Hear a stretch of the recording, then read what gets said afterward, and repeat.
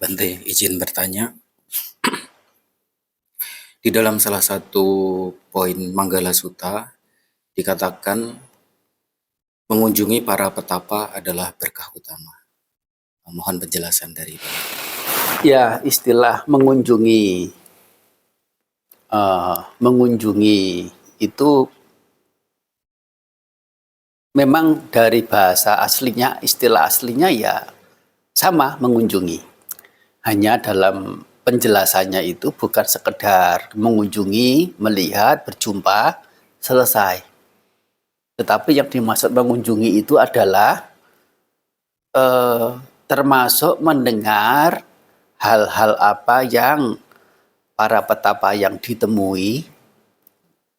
Nah, itu memberikan ya nasihat, memberikan ajaran-ajaran.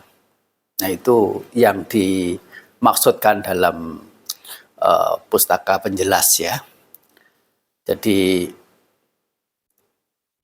tentu kita bertemu dengan orang lain, ya itu kemanfaatan juga. Hanya kemanfaatannya itu kemanfaatan duniawi.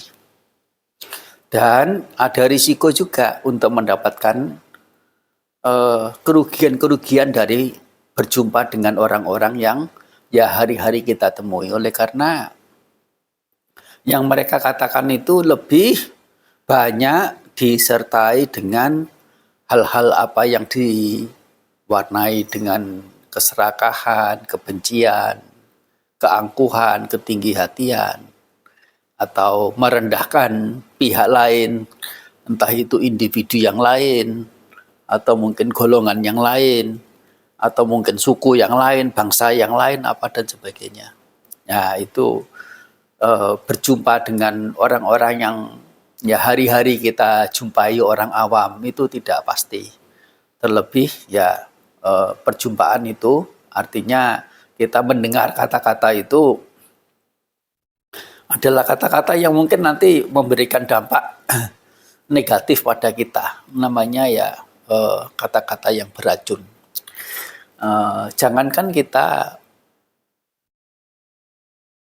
ikut menanggapi, tidak ikut menanggapi saja, arus pikiran kita itu sudah ikut dengan kata-kata mereka. Kalau yang dikatakan kesedihan, kita ikut sedih. Kalau dikatakan itu mengandungi marah, kita ikut marah. Begitu. Tetapi ya itu di sini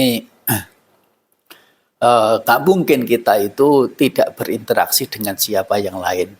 Jadi ya bisa membatasi, setidaknya ya mempertimbangkan kata yang terucap itu mengandungi kemanfaatan atau justru mengandungi racun, yaitu membuat hati kita itu terhanyut ke keserakahan, kebencian, hal-hal buruk bersamaan dengan kata-kata yang orang lain ucapkan itu. Terlebih kalau kalimat kata-katanya itu, menyombongkan ini, menyombongkan itu, pamer ini, pamer itu, atau berusaha untuk membuli secara halus atau secara kasarnya begitu ya. Hati kita juga tidak semestinya untuk kemudian ikut arus, terbawa emosi, terlebih ya kalau mendengar seperti itu ya kasihan banget ya. Nah, kasihan banget dia mentalnya, mental secara spiritualnya itu mental spiritual yang ya masih mentah begitu ya, masih mentah. Ya kita tidak juga menuntut orang itu baik semuanya dari segala sisinya. Toh diri kita sendiri juga ada sisi kurangnya. Ya kita memaklumi kalau misalnya ada orang yang mungkin ya asal tidak sampai berlebihan atau Setiap kali jumpa selalu apa yang dikatakan itu meninggikan diri sendiri, menekan pihak lain.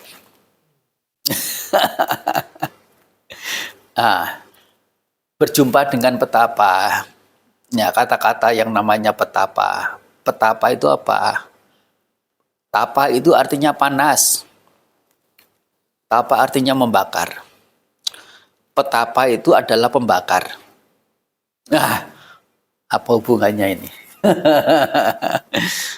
Nah, maksud tapa membakar di sini adalah membakar hal-hal buruk yang ada di dalam batin dia. Tentu untuk membakar hal buruk ini ada alat untuk membakar. Alat untuk membakar hal buruk adalah nilai-nilai luhur, nilai-nilai mulia, nilai-nilai kebajikan atau kebaikan-kebaikan secara umum. Termasuk juga di dalamnya adalah nilai-nilai pengetahuan, nilai-nilai kebenaran atau disebut nilai kebijaksanaan. Nah, karena petapa orang yang punya kebiasaan membakar hal buruk, yaitu biasa memunculkan nilai-nilai bajik, nilai luhur, nilai bijaksana, pengetahuan benar dalam diri. Sudah menjadi bukan hal yang aneh atau hal yang sulit bagi petapa itu. Yang diucapkan adalah hal-hal yang mengarah pada ya bagaimana terbangunnya, terbentuknya, berkembangnya nilai-nilai kebaikan kepada pihak siapapun yang datang mendengar, datang mendengarkan, datang berkunjung.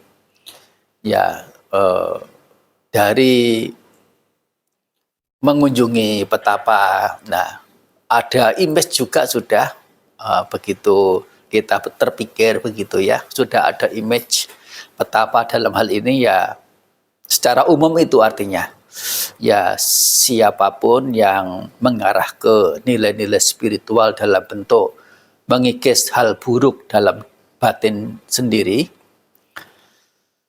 atau secara spesifiknya di sini adalah para biku. Ya, begitu mengingat sosok yang namanya biku ya sudah mengarahkan batin kita ke hal-hal yang ya kalau tidak spiritual ya religius. Ya, setidaknya itu secara umum ya mengarahkan batin kita ke sisi kebaikan. Nah, jumpa dengan para biku ya yang dalam pemahaman kita seorang biku adalah ia yang berada dalam nilai-nilai dharma ajaran Sang Buddha atau berupaya mengarah ke sana, sehingga kita bisa mencontoh atau melihat dari apa yang beliau itu ada, dari bagaimana bertutur kata, bagaimana bersikap, ya. Meskipun juga ya tentu kita tidak tutup mata bahwa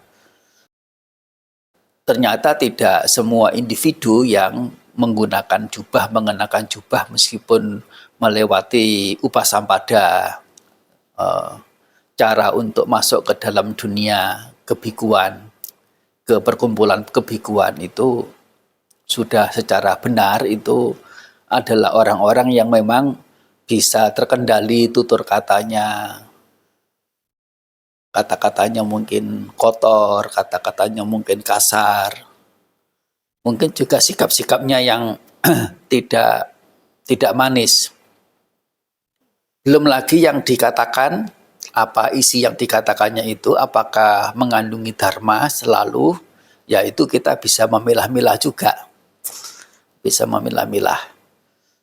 Soalnya ya kita juga harus melek bahwa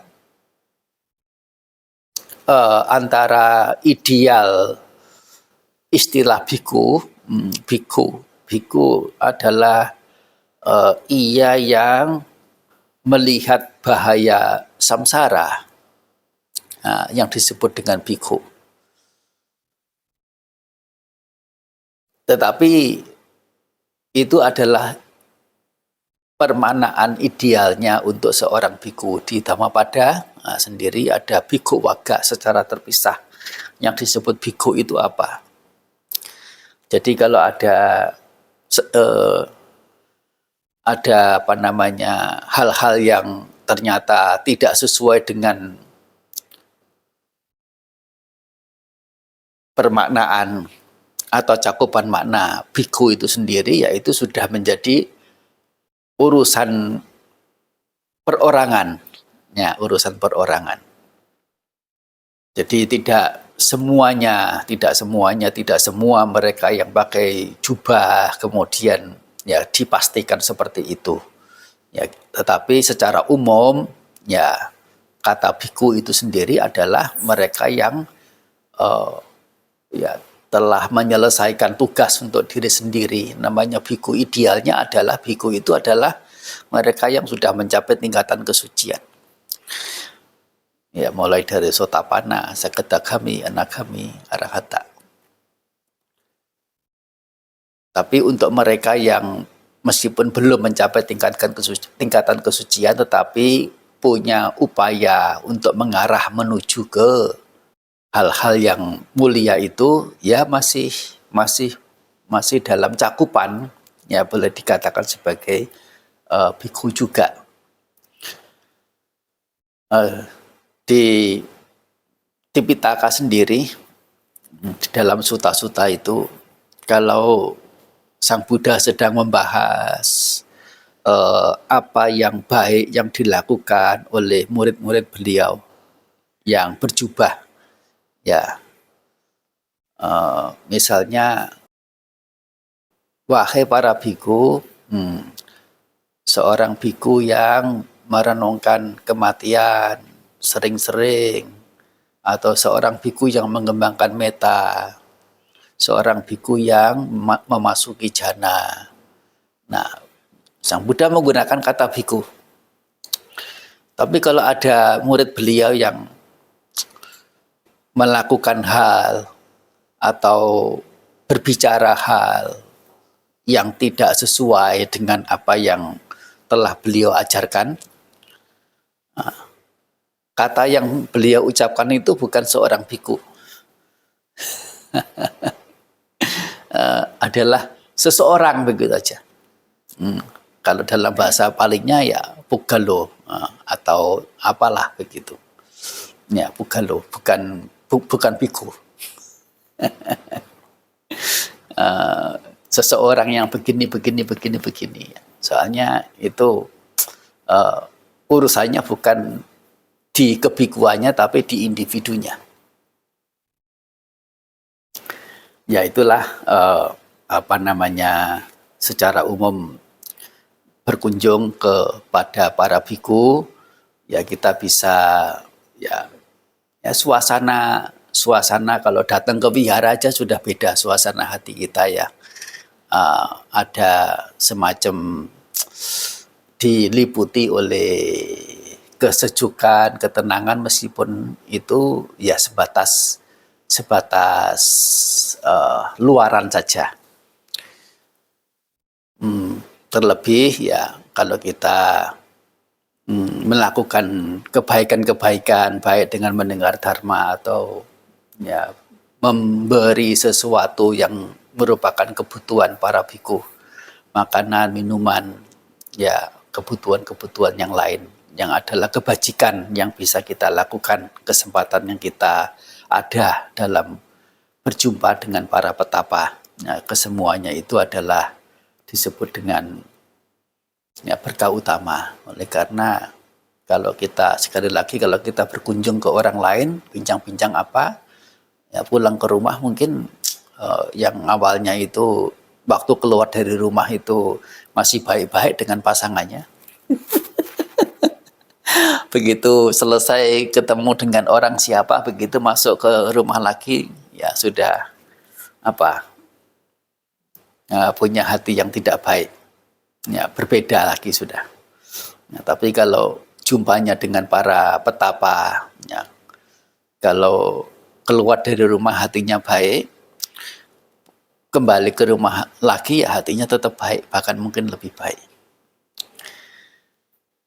Kalau keluar dari rumah hatinya buruk, ya pulang lagi ke rumah hatinya mungkin bisa menjadi baik. Ya itu apa namanya kurang lebihnya ya penjelasan tentang uh, samana nanca dasanang, mengunjungi. Kata dasana di sini sebetulnya artinya ya melihat. Melihat, tapi bukan hanya melihat saja, sekali lagi ya itu adalah interaksi berupa perbincangan yang dilakukan dan lain-lainnya. Gitu kurang lebihnya. Namo Dhanaya.